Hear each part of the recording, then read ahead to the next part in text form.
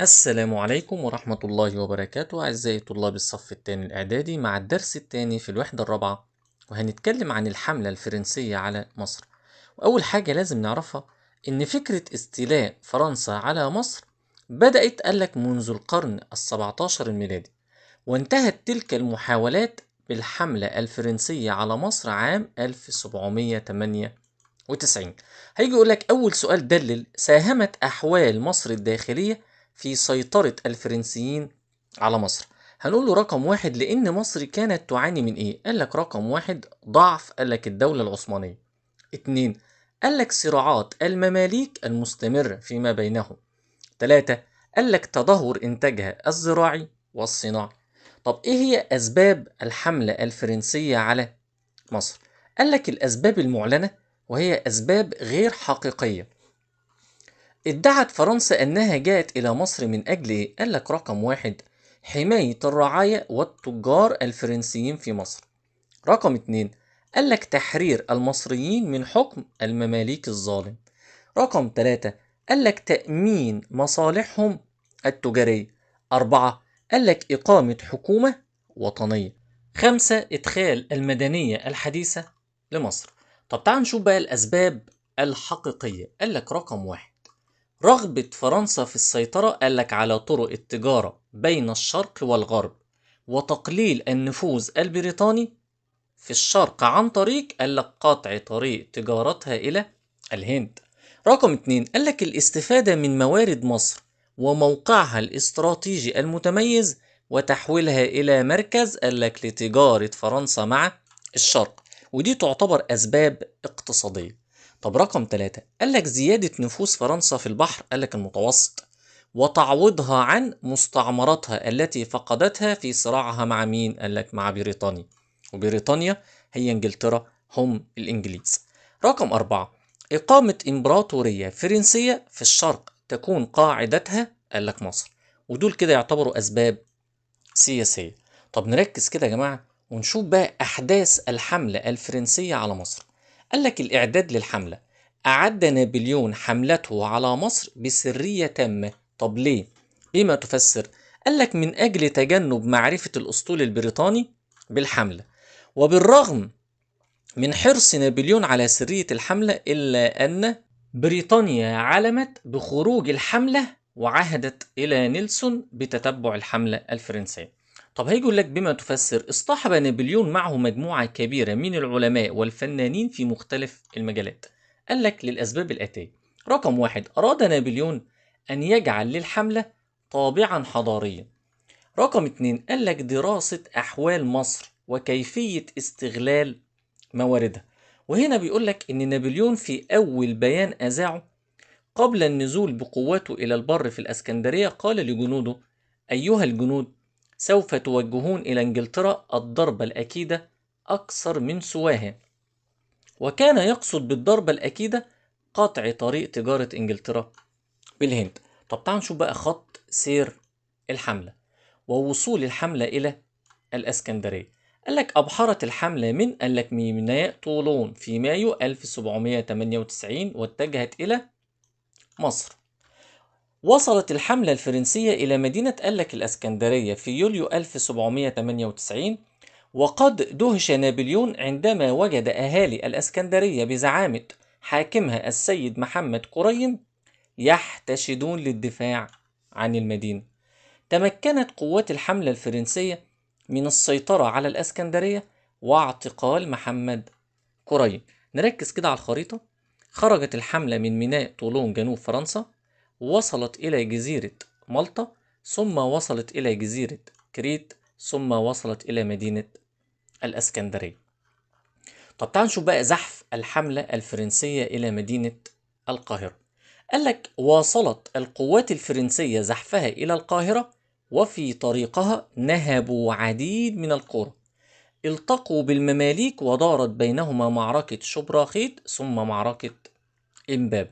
تعال نشوف الأول معركة شبرخيت. قال لك كانت في يوليو 1798 ميلادية بالقرب من شبرخيت في البحيرة. كانت ما بين المماليك بقيادة مراد بيك والفرنسيين بقيادة نابليون. طب نتائجها؟ قال لك انتصار الفرنسيين وهزيمة المماليك، اضطرار المماليك للتقهقر يعني الانسحاب جنوبا للدفاع عن القاهرة. طب معركة إمبابة قال لك كانت يوليو 1798 ميلادية بالقرب من إمبابة، كانت ما بين المماليك والفرنسيين، انتهت، ونتائج المعركة هي انتصار الفرنسيين وهزيمة المماليك، وفرار كل من مراد بيك إلى الصعيد، وإبراهيم بيك والوالي العثماني إلى الشام، وقد حملوا معهم كل ما يستطيعون من غال ونفيس، وتركوا أهل البلاد في مواجهة القوات الفرنسية. يبقى لما يجي يقول لي النتيجة المترتبة على معركة شبرخيت، أقول له انتصار الفرنسيين وهزيمة المماليك، انسحاب المماليك جنوبا للدفاع عن القاهرة. النتيجة المترتبة على معركة إمبابة، انتصار الفرنسيين وهزيمة المماليك، وفرار كل من مراد بيك راح الصعيد، إبراهيم بيك والوالي العثماني هربوا لبلاد الشام، وتركوا أهل مصر في مواجهة القوات الفرنسية، وبذلك دخل نابليون القاهرة واستطاع السيطرة على مصر. طب تعالوا نركز ونشوف بقى مقاومة أهل الصعيد. أول سؤال بما تفسر لم يستطيع نابليون السيطرة على صعيد مصر. طب ليه؟ قال لك بسبب رقم واحد مقاومة أهلها، اتنين حروبهم المتفرقة ضد القوات الفرنسية، مما أنهك يعني أتعب قوة الفرنسيين. بينما كان نابليون منشغلا بإصلاحاته، جاءه نبأ وصول الأسطول البريطاني بقيادة نيلسون إلى السواحل المصرية، ودارت بينهما معركة تعرف باسم معركة أبي قير البحرية. طب تعال نشوف مكانها. قال لك خليج أبي قير، أطرافها قال لك الأسطول البريطاني بقيادة نيلسون ضد أسطول الحملة الفرنسية. طب النتيجة المترتبة على موقعة أبي قير البحرية، أقول له رقم واحد تدمير أسطول الحملة الفرنسية، اتنين انقطاع الاتصال بين نابليون وفرنسا، مما أدى إلى النتيجة المترتبة على انقطاع الاتصال بين نابليون وفرنسا، قال لك حرمان الحملة الفرنسية في مصر من إمدادات فرنسا. لا. طب الشعب المصري هيسكت؟ قال لك لا.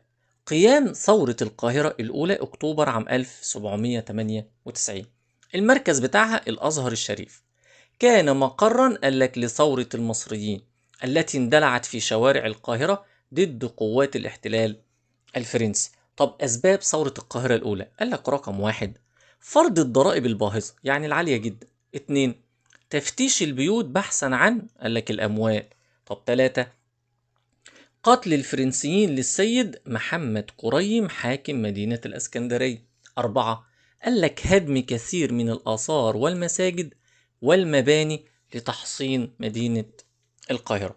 طب إيه النتيجة المترتبة على ثورة القاهرة الأولى؟ قال لك قامت القوات الفرنسية بإخماد الثورة مستخدمة سياسة طبعا العنف، فقتلوا الكثير من الثوار ودخلوا الجامع الأزهر بخيولهم. طب إيه اللي حصل؟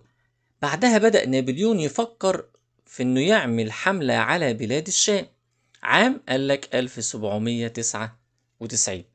بعد أن أخمد نابليون ثورة القاهرة الأولى، تفرغ لتحصين مصر لصد غارات العثمانيين الذين حاولوا استرجاع مصر.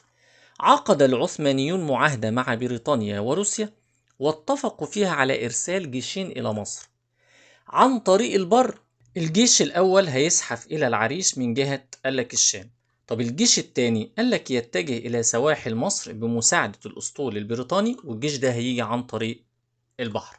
طب أسباب الحملة، قال لك رغبة نابليون في مواجهة الجيش العثماني القادم من الشام والقضاء عليه قبل أن يصل إلى مصر. يبقى لما يجي يقول لي العثمانيين عملوا معاهدة مع مين، أقول له مع بريطانيا وروسيا، واتفقوا على إيه؟ قال لك إرسال جيشين إلى مصر، واحد هيجي عن طريق البر والتاني هيجي عن طريق البحر. طب ليه اصلا نابليون عمل الحمله على الشام؟ اقول له عشان كان عايز يواجه الجيش العثماني القادم منين؟ اقول له من الشام، والقضاء عليه قبل ان يصل الى مصر. طب تعال نشوف خط سير الحمله واحداثها. قال لك اسرع نابليون بمعظم جيشه نحو الشام، وفي طريقه ايه اللي حصل؟ قال لك رقم واحد نجح في السيطره على غزه ثم يافا، ثم وصل نابليون الى عكا لكنه فشل في الاستيلاء على عكا. طب بما تفسر ليه فشل نابليون في دخول عكا؟ قال لك بسبب رقم واحد، مقاومة أهلها بقيادة أحمد باشا الجزار. اتنين، قال لك دعم الأسطول البريطاني لعكا. تلاتة، قال لك انتشار الأمراض بين جنود الحملة الفرنسية. نركز كده على الخريطة. خرج نابليون من القاهرة، عدى على بلبيس ثم الصالحية ثم وصل إلى العريش ثم غزة ثم يافا ثم عكا. طب تعال نشوف نتائج الحملة الفرنسية. قال لك فشلت الحملة الفرنسية على الشام. طب بما تفسر؟ هقول له لعدم دخول نابليون عكا واضطرار نابليون العودة إلى مصر. طب أثناء عودة نابليون من الشام إلى مصر إيه اللي حصل؟ قال لك كان الأسطول العثماني قد وصل إلى أبي قير، فتوجه نابليون بقواته إليهم واشتبك معهم وهزم العثمانيين. طب تعال نشوف بقى رحيل نابليون من مصر. قال لك ترك نابليون الحملة في أغسطس عام 1799 ميلادية لنائبه كليبر، وسافر سرا إلى فرنسا. طب ليه؟ بما تفسر؟ أقول له بسبب تدهور الأوضاع في فرنسا وتحالف دول أوروبا ضد فرنسا. وهنا في معلومة إثرائية. كتب نابليون في مذكراته: كانت أيامي في مصر هي أجمل أيام في حياتي وأعظمها مجدا، وتظل مصر في رأيي أهم وأجمل بلد في العالم. وبكده احنا خلصنا الجزء الأول من الدرس، واشوفكم على خير، والسلام عليكم ورحمة الله وبركاته.